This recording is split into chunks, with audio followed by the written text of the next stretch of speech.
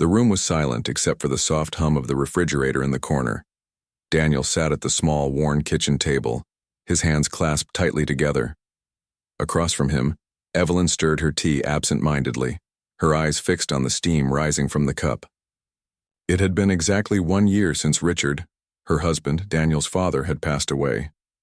The grief still lingered like a shadow over their home, though they both tried hard not to let it show.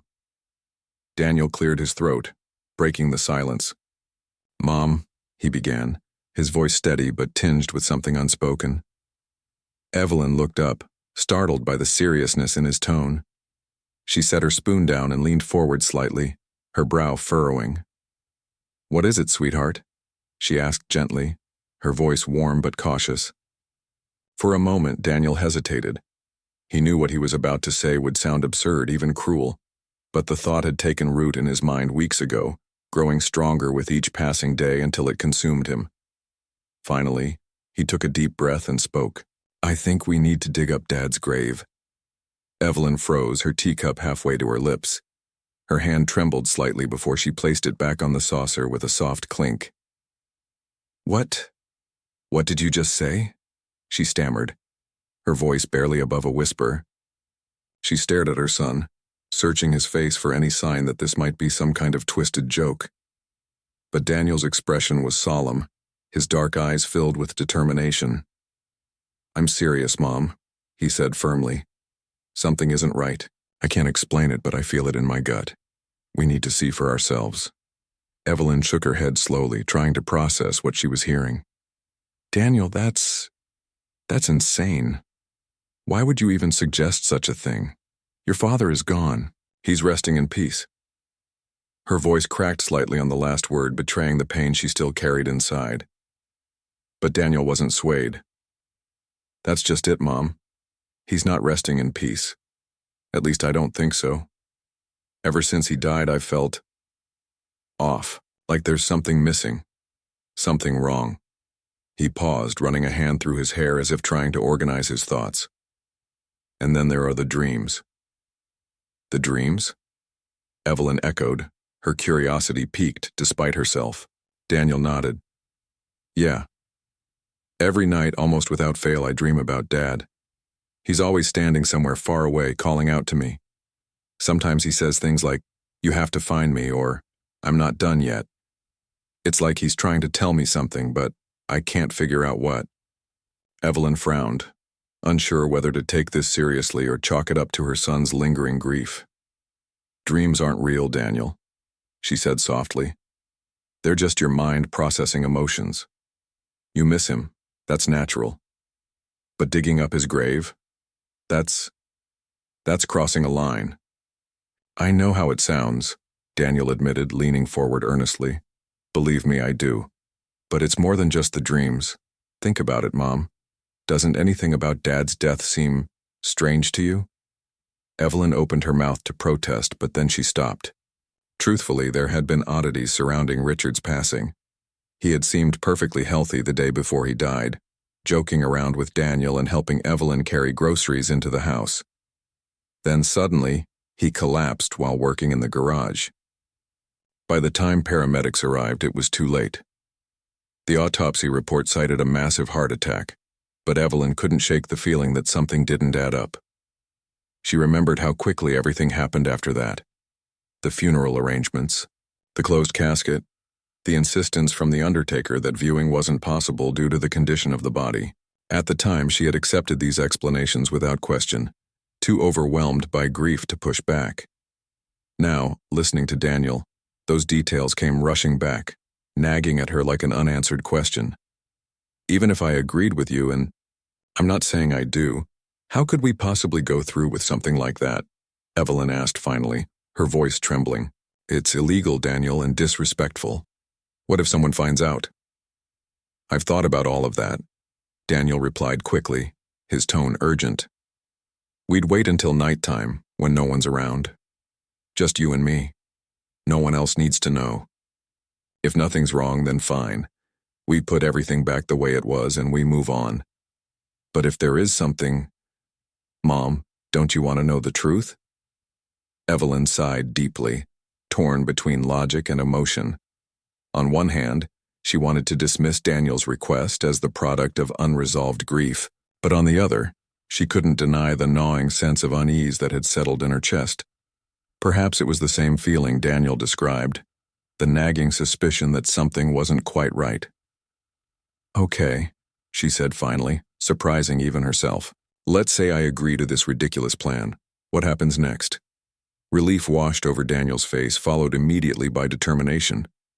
"We'll need shovels and flashlights, and we'll have to be careful. Really careful. No one can know about this."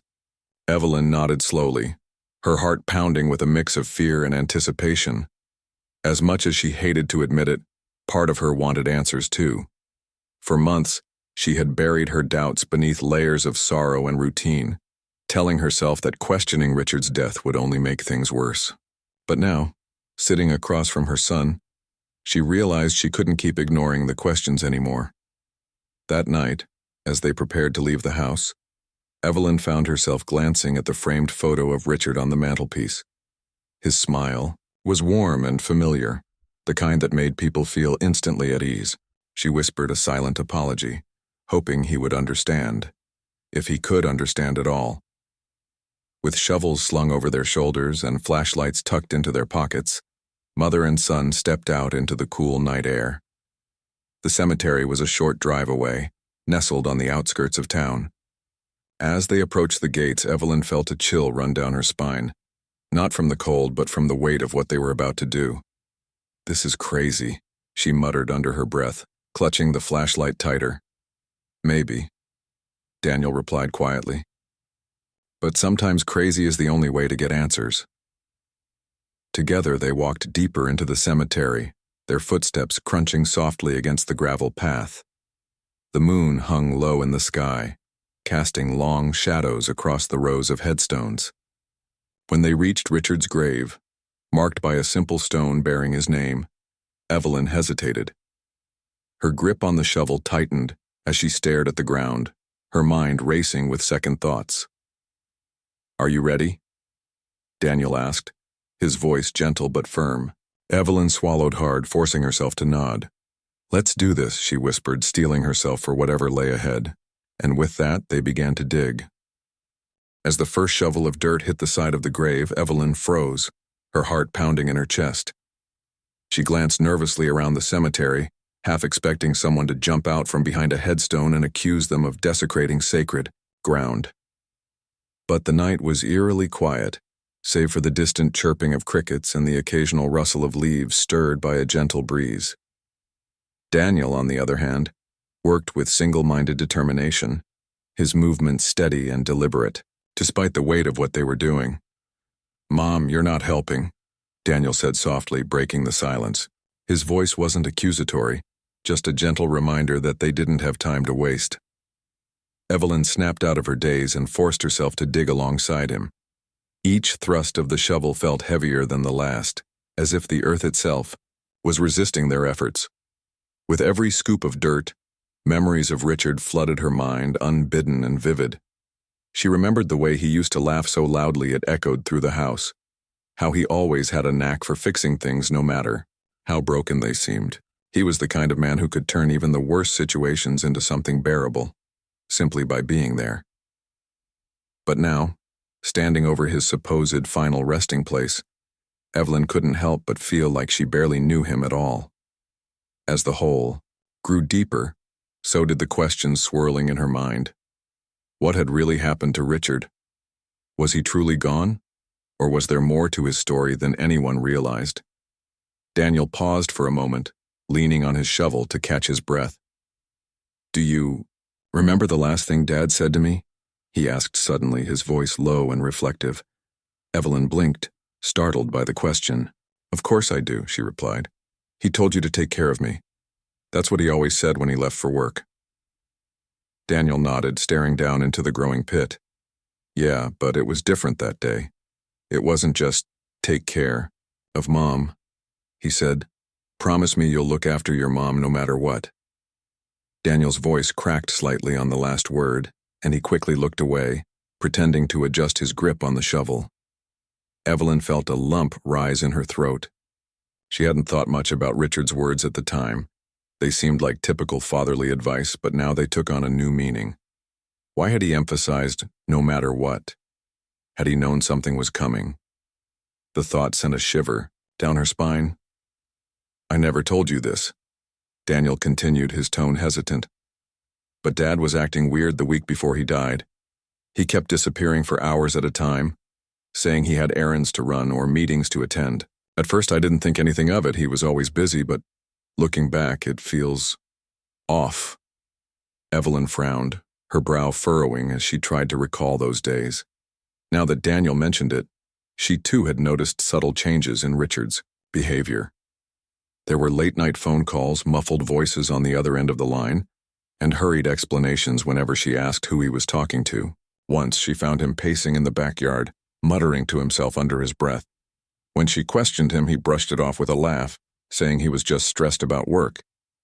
She had believed him then, but now doubt crept in like a shadow. And the funeral. Daniel trailed off, shaking his head. Didn't it seem rushed? Like everyone wanted to get it over with as quickly as possible? Evelyn hesitated, unwilling to admit how much those details had bothered her. The undertaker had been unusually insistent that the casket remain closed, claiming that Richard's body was too damaged to view. At the time, she had accepted the explanation without argument, too grief-stricken to press further. But Daniel's words made her wonder, had they been hiding something? The sound of metal scraping against wood jolted both of them out of their thoughts. They exchanged a glance, their expressions mirroring equal parts dread and anticipation. Daniel knelt down, brushing away loose soil with his hands until the lid of the coffin came fully into view. For a moment, neither of them moved. The reality of what they were about to do hung heavy in the air, almost suffocating. Are we really going to open it? Evelyn whispered, her voice trembling. Daniel nodded slowly. We've come this far. We can't stop now.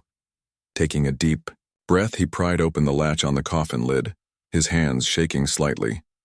Evelyn turned her flashlight onto the opening, illuminating the interior. Both of them leaned forward, their hearts pounding as they peered inside, and then froze in shock.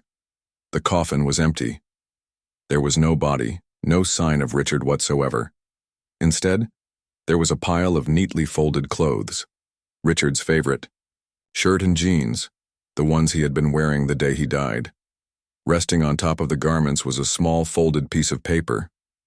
Daniel reached in carefully and picked it up, unfolding it with trembling fingers. Written in Richard's unmistakable handwriting were two simple words, "Forgive me." Evelyn gasped, her hand flying to her mouth. Tears welled up in her eyes as she stared at the note, unable to process what it meant. What is this?" she stammered, her voice barely above a whisper. Daniel shook his head, his face pale. "I don't know, Mom. But whatever it is, it's not good." For several minutes, neither of them spoke. The weight of the discovery pressed down on them, making it hard to breathe. Finally, Evelyn broke the silence, her voice thick with emotion. "This doesn't make any sense. How could he fake his own death, and why would he leave us like this?" "I don't know," Daniel admitted, his voice strained. "But I'm going to find out." They sat there in stunned silence, the gravity of the situation sinking in. Everything they thought they knew about Richard's death had been turned upside down. The man they had mourned, the man they believed was gone forever, might still be alive somewhere. But if that was true, where was he? And why had he done this to them? Evelyn wiped her tears with the back of her hand, trying to compose herself. "What do we do now?" she asked, her voice shaky but determined. Daniel stood up, his jaw set, with resolve. "We figure out the truth, no matter what it takes." As they began refilling the grave, covering up the evidence of their discovery, Evelyn couldn't shake the feeling that their lives were about to change forever. The man she had loved and lost, the man she thought she knew, wasn't the person she had believed him to be.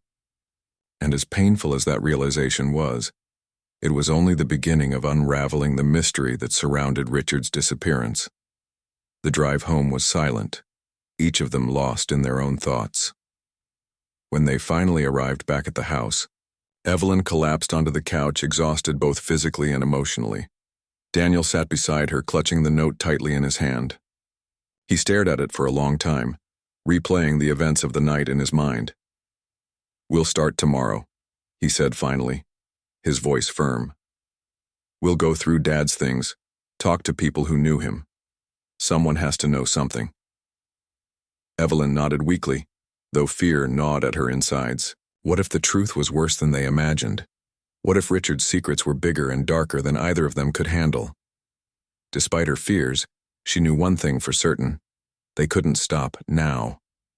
Not when the answers were within reach. And so, with heavy hearts and restless minds, mother and son prepared to face whatever lay ahead. The next morning, sunlight streamed through the kitchen window, casting long shadows across the worn linoleum floor. Evelyn sat at the table, staring blankly at the cup of tea in front of her. She hadn't slept a wink the entire night, her mind racing with questions she couldn't answer. Daniel, on the other hand, was already dressed and pacing the room, his energy restless and focused.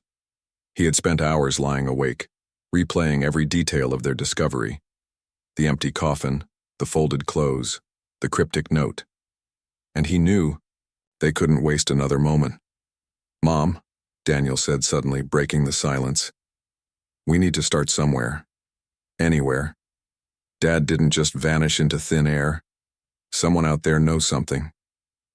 Evelyn looked up, her eyes red from lack of sleep. "But where do we even begin? Who would help us after all this time?" Daniel stopped pacing and turned to face her. "We go back to the beginning. We look at everything, his things, his habits, the people he talked to. There has to be a clue hidden somewhere." With that, they decided to search Richard's belongings. His study, once a cluttered but organized space filled with tools, books, and paperwork, now felt like a shrine to the man they thought they'd lost. As they stepped inside, the faint smell of sawdust lingered, a reminder of the countless hours Richard had spent tinkering with projects or fixing things around the house. Evelyn hesitated in the doorway, overwhelmed by the memories flooding back. But Daniel pressed forward, determined not to let sentimentality slow them down. They started with the desk, pulling open drawers one by one. Inside they found old receipts, utility bills, and random scraps of paper covered in Richard's messy handwriting. Most of it seemed mundane, a grocery list here, a reminder about an oil change there. But Daniel examined each item carefully, searching for anything unusual. "Look at this," he said, holding up a small notebook. Its pages were filled with scribbled notes, some legible, others barely coherent. One entry caught his eye. "Walter, 8 p.m. Don't forget." Beneath it was a date that matched the week before Richard's supposed death. "Walter?" Evelyn asked, frowning. "You mean Mr. Thompson, the neighbor who moved away last year?" Daniel nodded. "Yeah, the guy who lived 2 houses down. He and Dad were close. They used to hang out all the time, working on cars or fishing at the lake. I wonder if he knows anything." Evelyn's heart sank. Walter had been like family to them, always ready with a kind word or a helping hand. If Richard had confided in anyone, it would have been him. But Walter had left town abruptly, citing health issues as his reason for moving. At the time, no one questioned it. He was getting older after all. But now Evelyn wondered if there was more to his departure than met the eye. "We should try calling him," Daniel suggested, flipping through the notebook for any mention of contact information. Unfortunately, there was nothing. No phone number, no address, just the name Walter scrawled repeatedly alongside dates and times. "Maybe someone else knows how to reach him," Evelyn offered, rising to her feet. "What about Mrs. Harper? She and Walter were neighbors, too. Maybe she kept in touch." It was a long shot, but they didn't have many leads to follow. After grabbing their coats, they headed over to Mrs. Harper's house, a modest bungalow a few streets away. The elderly woman greeted them warmly, inviting them inside despite the early hour. When they explained why they were there, her expression shifted from curiosity to concern. "Oh, you poor dears," she said, shaking her head. "I can't imagine what you must be going through. Yes, I still talk to Walter occasionally. He lives up north now, near Lakeview." Let me get his number. For you. A flicker of hope sparked in Evelyn's chest as Mrs. Harper scribbled down the digits on a piece of paper. Thank you so much, she said gratefully, clutching the note tightly. Back at home, Daniel dialed the number with trembling fingers. It rang several times before a gruff voice answered. Hello? Mr. Thompson? Daniel asked tentatively. This is Daniel, Richard's son. There was a pause on the other end. Daniel, goodness, it's been years. How are you, son? I'm okay, Daniel replied, glancing at Evelyn. Listen, I know this might sound strange, but I need to ask you something important. Do you remember the last time you saw my dad? The line went silent for a moment. Then Walter sighed heavily. I was wondering when this day would come. Look, Daniel, I think it's best if we talk in person. This isn't the kind of conversation you have over the phone. Relief washed over Daniel, though it was tinged with apprehension. Of course. Where are you? We'll come to you. After arranging to meet the following afternoon, Daniel hung up the phone and turned to Evelyn. He knows something, Mom. I'm sure of it. The drive to Lakeview the next day was tense, but hopeful. The town was nestled in the shadow of towering mountains, its quiet streets lined with quaint cottages and lush greenery. Walter's cabin sat on the edge of a serene lake, its wooden exterior blending seamlessly with the surrounding wilderness. As they pulled into the driveway, an elderly man emerged from the porch leaning heavily on a cane. Despite his age, his piercing blue eyes still held a spark of vitality. Daniel, Evelyn. Walter greeted them, his voice warm but tinged with sadness. Come on in. Once inside, they settled into mismatched chairs around a rustic coffee table. Walter poured them cups of coffee, his hands steady despite the weight of what he was about to reveal. For a moment, he simply stared at the steam rising from his mug, gathering his thoughts. Finally, he spoke. Your father was a good man, he began, his tone measured. But he got himself into trouble. Big trouble. Daniel leaned forward, his pulse quickening. What kind of trouble? Walter hesitated, then sighed. Counterfeit money, that's what it was. A group of men approached Richard months before his disappearance. They promised him easy money if he helped them distribute fake bills. At first, he refused. They threatened him, said they'd hurt you and your mom if he didn't cooperate. So he played along, hoping to find a way out. Evelyn gasped, her hand flying to her mouth. No, not Richard. He wouldn't. He did. Walter interrupted gently. Not because he wanted to, but because he had no choice. Once he realized how dangerous these men were, he came to me. We made a plan to fake his death and disappear. It was the only way to protect you both. Tears streamed down Evelyn's face as she absorbed the truth. Richard, the man she had loved and trusted completely, had been living a double life right under her nose, and yet beneath the shock and betrayal she felt a pang of understanding. He had done it for them, for her and Daniel. But why didn't he come back? Daniel asked, his voice cracking. Why leave us thinking he was dead? Because he couldn't risk it, Walter explained. Those men were watching him closely. Even after the funeral, they kept tabs on you two. Richard stayed hidden, moving from place to place, always looking over his shoulder, but he never stopped caring about you. He wrote letters to me asking how you were doing. He begged me to tell him if you needed anything. Evelyn buried her face in her hands, sobbing quietly. Daniel reached out and took her hand, offering what little comfort he could. Despite the pain of learning the truth, part of him felt relieved. His father wasn't gone, not entirely. Somewhere out there he was alive. Where is he now? Daniel asked, his voice firm despite the emotions swirling inside him. Walter hesitated again, clearly torn. I don't know exactly where he is. He changes locations frequently to stay safe, but I can give you a way to reach him, if you're willing to take the risk. Daniel nodded without hesitation. We'll do whatever it takes. Walter retrieved a small envelope from a drawer and handed it to Daniel. Inside was a single sheet of paper containing a phone number and a brief set of instructions. Call this number tomorrow at noon, Walter said. Tell them you're Richard's son. They'll arrange a meeting. As they drove home that evening, The weight of their journey settled over them. They had uncovered the truth about Richard's disappearance, but the road ahead was far from clear. Would Richard agree to see them? Could they trust the people involved in arranging the meeting? And most importantly, could they forgive him for the secrets he had kept? For now, all they could do was wait and prepare themselves for whatever came next. The next day, Daniel and Evelyn sat in the living room, staring at the clock as the minutes ticked closer to noon. The envelope containing Richard's contact information lay on the coffee table between them, its presence both a source of hope and anxiety. Neither of them had slept well the night before, their minds consumed with thoughts of what might happen when they finally spoke to him. Would he sound the same? Would he explain himself fully? Or would there still be pieces missing? From the puzzle? As the hour approached, Daniel picked up the phone, his hand trembling slightly. He glanced at Evelyn, who gave him a small nod of encouragement. Taking a deep breath, he dialed the number written on the slip of paper inside the envelope. The line rang twice before a voice answered, a man with a gruff tone that carried an air of authority. "This is Daniel," he said quickly, his voice steady despite the nerves coursing through him. "I'm Richard's son." There was a pause on the other end, followed by a low murmur as the man consulted someone nearby. After a moment, he spoke again. "Stay where you are. We'll arrange transportation for you.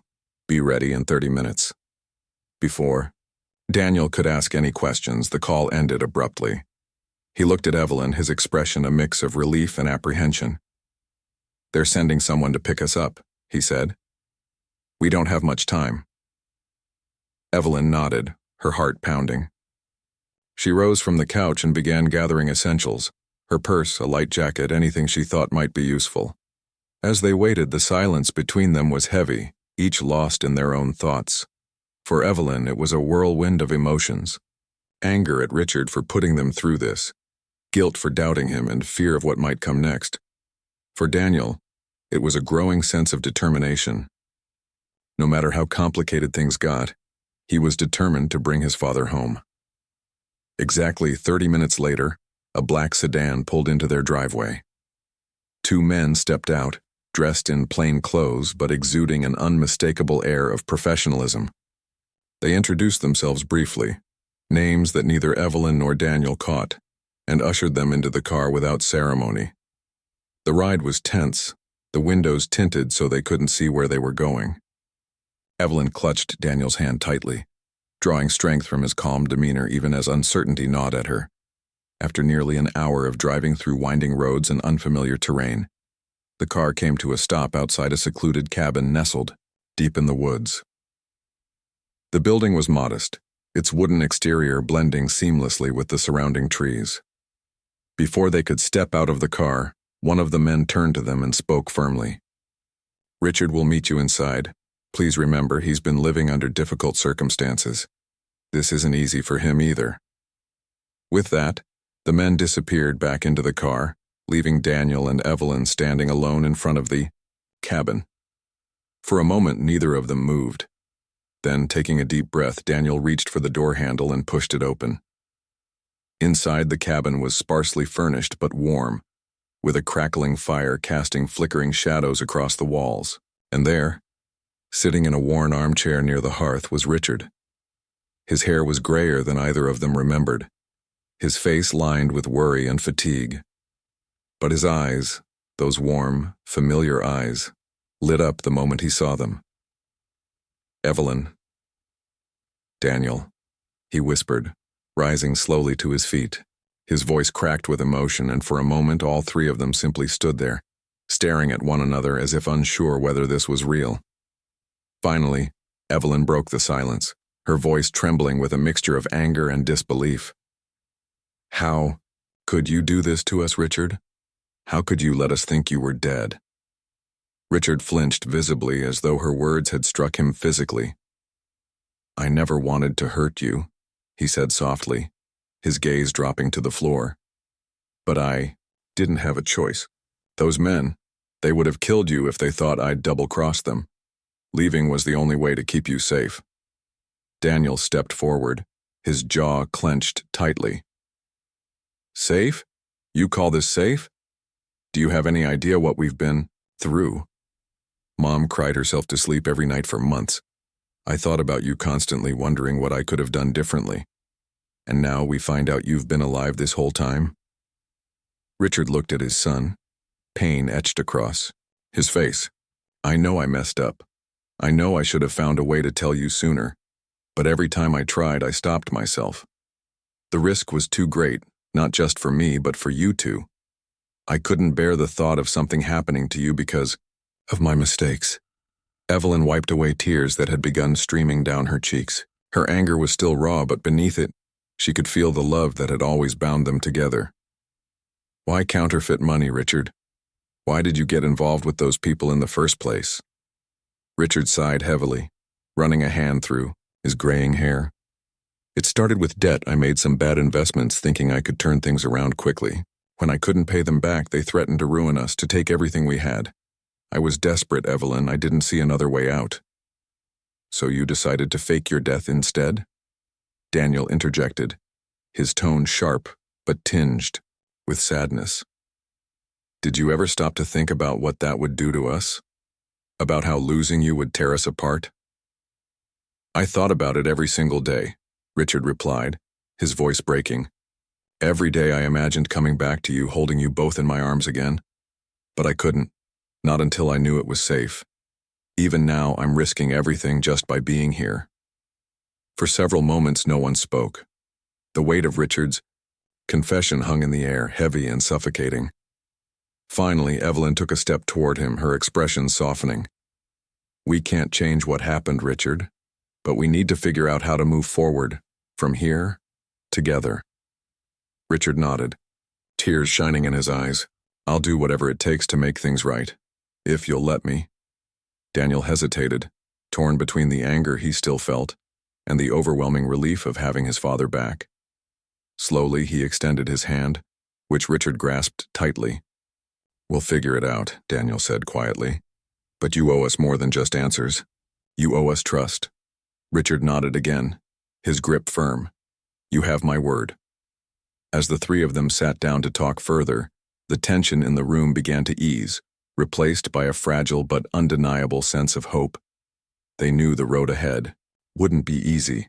Richard's past wasn't something that could be erased overnight.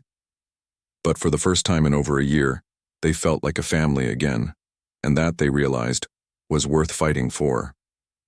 The reunion at the cabin was bittersweet, filled with raw emotions that neither Evelyn nor Daniel had fully prepared for. Richard's presence was both a comfort and a reminder of everything they had endured. As they sat around the fire, the crackling logs casting flickering shadows on the walls, the conversation shifted from accusations to understanding. Richard spoke openly about his life in hiding, how he had moved from place to place, constantly looking over his shoulder, and how he had struggled daily with the guilt of leaving his family behind. "I couldn't contact you," Richard explained, his voice heavy with regret. "Even Walter only knew so much. Those men, they're dangerous. If they suspected I was still alive, they wouldn't hesitate to come after me, and you two would have been their first targets." Evelyn listened, intently, her anger slowly giving way to empathy. She could see the toll this ordeal had taken on him. The Richard sitting before her now was a shadow of the vibrant man she once knew. The man who used to laugh until tears streamed down his face, who worked tirelessly to provide for his family, who lit up every room he entered. This version of him was worn down, haunted by fear and regret. "But why counterfeit money?" Daniel asked again, his tone softer but still probing. "How did you even get involved with something like that?" Richard sighed deeply, rubbing his temples as if trying to push away the memories. "It started small. A loan I thought I could pay back quickly. But when things went south, I panicked. That's when they approached me. At first, it seemed harmless enough, just delivering packages or making drop-offs. But then they started pressuring me to do more, threatening my family if I didn't comply. By the time I realized what I'd gotten myself into, it was too late." Daniel leaned forward, his brow furrowed. "And faking your death, who helped you pull that off?" "Walter," Richard admitted. "He's the one who came up with the plan. We staged the heart attack, arranged for the empty coffin. It was Risky, but it worked. For a while I thought I'd actually gotten away clean. Then I started hearing rumors that the group was still watching you two, waiting to see if I'd slip up. Evelyn shuddered at the thought. All those months of believing Richard was gone, of grieving and trying to rebuild their lives, and someone had been watching them the entire time. The idea sent chills down her spine. So what happens now? Daniel asked, breaking the somber silence. You can't keep running forever. Eventually they'll find you, or us. Richard nodded grimly. I know. And I've made a decision. He paused, glancing between Evelyn and Daniel. I'm going to turn myself in. Evelyn gasped, her hand flying to her mouth. No, Richard, you can't. They'll arrest you, or worse. It's the only way, Richard insisted, his voice firm despite the fear in his eyes. If I stay hidden, they'll always be a threat. To me, to you, to everyone we care about. But if I face them head on, maybe I can cut ties for good. Maybe I can finally give us all a chance at peace. Daniel frowned, shaking his head. That's insane. You don't owe them anything.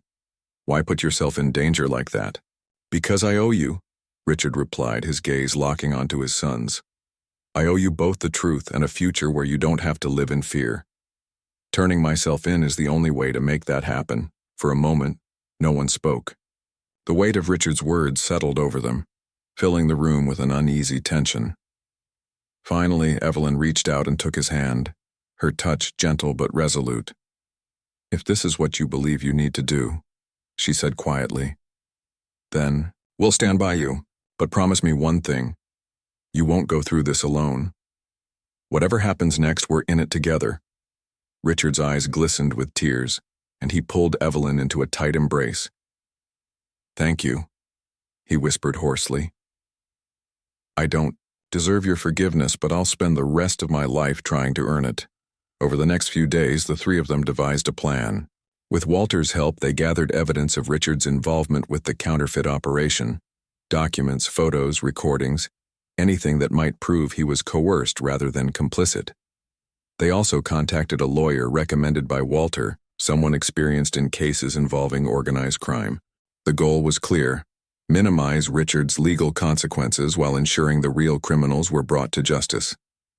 On the morning Richard planned to turn himself in, the atmosphere in the cabin was tense but hopeful.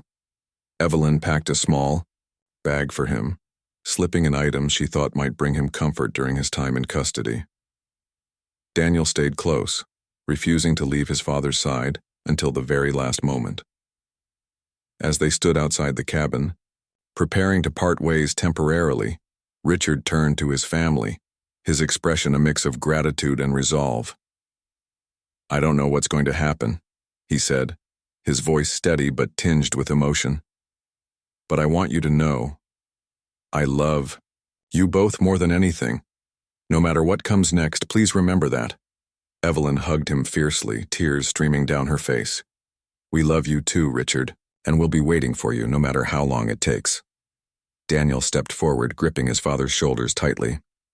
You've got this, Dad. Just stay strong. We'll handle the rest. With a final nod, Richard climbed into the car that would take him to the authorities. As it disappeared down the winding dirt road, Evelyn and Daniel stood side by side, watching until the taillights faded into the distance. Neither of them spoke. There was no need. In that moment, they shared a silent vow to fight for Richard, to protect each other, and to never let fear dictate their lives again. Back home, the days stretched into weeks as they waited anxiously for news. The lawyer kept them updated, assuring them that Richard's cooperation was being viewed favorably by investigators. Slowly but surely, the pieces began falling into place. Several members of the counterfeit ring were arrested, their operations dismantled thanks to Richard's testimony. Though the process was far from over, there was a growing sense of closure, not just for Richard, but for Evelyn and Daniel as well. One evening, as mother and son sat together on the porch, Evelyn broke the silence. Do you think he'll ever forgive himself? Daniel glanced at her, his expression thoughtful. Maybe not completely, but I think he's starting to realize that forgiveness isn't just about forgetting the past. It's about moving forward And that's exactly what we're doing. Evelyn smiled faintly, squeezing his hand. You're right. No matter what happens, we've already come so far. In the quiet moments that followed, they found solace in the knowledge that their family, though tested, was stronger than ever. They had faced unimaginable challenges, uncovered painful truths, and made sacrifices that would shape them for years to come. Yet through it all, one thing remained constant: their unwavering bond, and that, they realized, was worth every struggle they had endured. Weeks turned into months as Richard's case unfolded in the legal system. The initial shock of his arrest gave way to a steady rhythm of court dates, lawyer meetings, and endless waiting. Evelyn and Daniel attended every hearing, sitting side by side in the courtroom with their heads held high. They wanted Richard to know that no matter how long it took, they were there for him, every step of the way. The prosecution painted Richard as a willing participant in the counterfeit operation, emphasizing his role in distributing fake bills. But Richard's defense team countered with evidence showing he had been coerced, an ordinary man caught in an extraordinary web of danger. His cooperation with law enforcement became a key factor in dismantling the criminal network, and slowly, public opinion began to shift. Witnesses came forward corroborating Richard's claims about threats against his family. Even the judge seemed sympathetic during the trial, acknowledging Richard's efforts to make amends. Throughout it all, Evelyn and Daniel remained steadfast. They visited Richard regularly at the county jail, bringing updates from home and sharing stories to keep his spirits up. During one visit, Richard looked at them with tears in his eyes and said, "I don't know how I got so lucky to have you two in my life. After everything I've done, you still stood by me." Evelyn reached through the bars to hold his hand. "Because we're family, Richard. Families stick together, even when it's hard." Daniel nodded, offering a small smile. "Besides, you're not the only one who made mistakes. We should have seen the signs, asked more questions. If anything, this whole mess taught us to be better listeners to each other." Richard's voice cracked as he replied, "You already are. You've always been stronger than me." In the end, the judge handed down a sentence lighter than anyone, expected 3 years in prison with the possibility of early release for good behavior. It wasn't perfect, but it was far better than what Richard had feared. As the gavel struck, signaling the conclusion of the trial, Evelyn let out a breath she hadn't realized she'd been holding. She turned to Daniel, her eyes shining with relief. "We did it," she whispered. "He's coming home." Life didn't return to normal overnight. Adjusting to Richard's absence required patience and resilience. Evelyn threw herself into work, taking on extra shifts at the local bakery to distract herself. Daniel, meanwhile, focused on finishing his degree, channeling his emotions into his studies. At night, they would sit together, talking about Richard or reminiscing about happier times. Their shared grief brought them closer, strengthening the bond between mother and son. Every few weeks, they drove to the prison to visit Richard. These visits became moments of healing for all of them. Behind the cold walls and barred windows, they found ways to laugh again.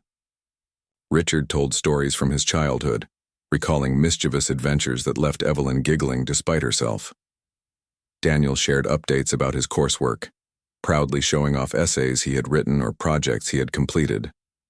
For those brief hours, it felt like old times, the warmth of family transcending the harshness of their surroundings. One day, during one of these visits, Richard leaned forward, his expression serious. "There's something I need to say," he began, his voice low but steady. "When I get out, and I will, I want to start fresh. No secrets, no running, just honesty. I owe that to you both." Evelyn smiled softly. "That sounds like a good plan, Richard. But remember, we're not starting over alone. We'll do it together, as a family." Richard nodded, gratitude shining in his eyes. "Thank you for believing in me, for fighting for me. I won't let you down again." Time passed, and eventually the day arrived when Richard was eligible for early release. Evelyn and Daniel stood outside the prison gates, bundled against the crisp morning air. Their hearts raced with anticipation as they waited, scanning the crowd of inmates emerging from the facility. Then, finally, they saw him, walking toward them with hesitant steps, dressed in civilian clothes for the first time in years. For a moment, none of them moved. Then Evelyn rushed forward, throwing her arms around him. "Welcome home, Richard," she murmured, her voice thick with emotion. Daniel joined them, patting his father awkwardly on the back. "Good to have you back, Dad." Richard hugged them, tightly, tears streaming down his face. "I'm never letting go of you two again," he vowed. "Never." Rebuilding their lives wasn't easy, but it was worth it. Richard found work as a handyman, using his skills to repair homes and rebuild trust within the community. Evelyn returned to her routine at the bakery, though she now spent weekends gardening with Richard, planting flowers and vegetables that bloomed with vibrant colors. Daniel graduated with honors, dedicating his achievement to his parents who had inspired him to persevere. As the seasons changed, so did their family dynamic. Conversations flowed more freely, laughter echoed through the house once again, and apologies were exchanged without hesitation. The scars of the past remained, but they served as reminders of how far they had come, not just individually, but as a unit. One evening, as they gathered around the dinner table, Richard raised his glass in a toast. "To second chances," he said, his voice filled with gratitude, "and to the people who give them." Evelyn and Daniel clinked their glasses against his, smiling warmly. "To family," Evelyn added, "no matter what." "To family," Daniel echoed, meeting his father's gaze. "Always." As they ate together, surrounded by the love and strength they had fought so hard to preserve, they knew that forgiveness wasn't just an act, it was a journey. And while the road ahead might still hold challenges, they faced it unafraid, knowing they had each other. Because in the end, that was all that mattered.